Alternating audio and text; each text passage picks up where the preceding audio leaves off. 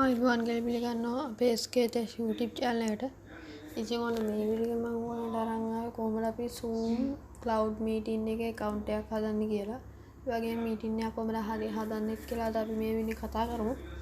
ඉතින් අපි වැඩි කතා නැතුව වීඩියෝ එකට ගිහින් බලමු.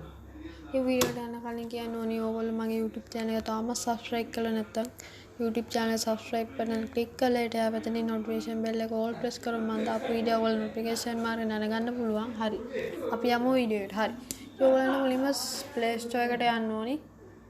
Play Store එකට ගිහලා Zoom app එක download කරගන්න ඕනි. ඊට පස්සේ ඔයගොල්ලෝ Zoom app එක open කරගන්න. ඊට පස්සේ මෙතන ඔයගොල්ලන්ට පේනවා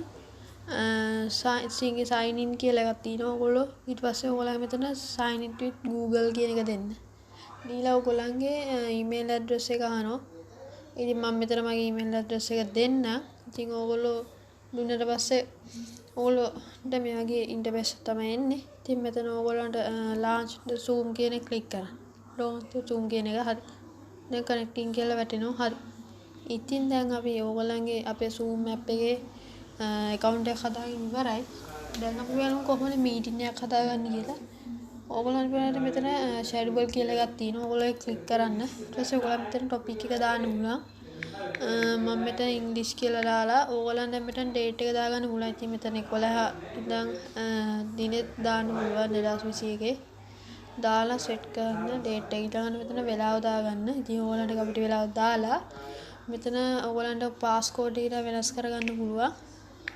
හරි දාලා done කියන බටන් click කරලා පස්සේ ඔයගොල්ලන් වෙලාවට allow දෙන්න ඕනි යාළුවනේ.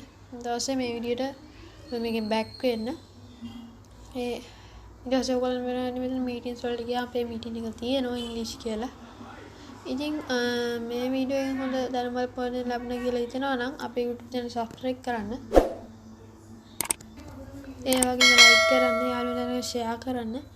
ඉතින් අපි තවත් අලුත් වීඩියෝ එකකින් හමු වෙමු. ඉතින් ඔයාලා සමහරවිට සුබ දවසක්.